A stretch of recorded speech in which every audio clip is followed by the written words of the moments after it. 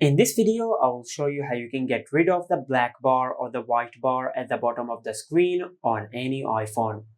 Now, if you have been using an app on your iPhone and if you have noticed a black or a white bar at the bottom of the screen, now to get rid of it, first of all, just open the control center, then tap and hold on the empty space on the screen.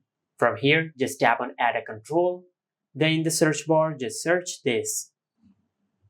Select guided access. Now, after you add guided access to the control center, now just tap on anywhere on the screen to save the changes. Now from here, just select an app in which you don't want to see the black or the white bar. For an example, I will open the Safari web browser. Now, as you can see, this is the black bar. Now to remove it, just open the control center, then tap on guided access. Select start. Now from here, just create a passcode for the guided access. Now just enter the code one more time to verify your code. Now as you can see, if I swipe up from the bottom of the screen, the black bar will not appear. Just like that. Now to turn off guided access, just simply press the side button 3 times. After you press the side button 3 times, then just enter the code which we have created and select end.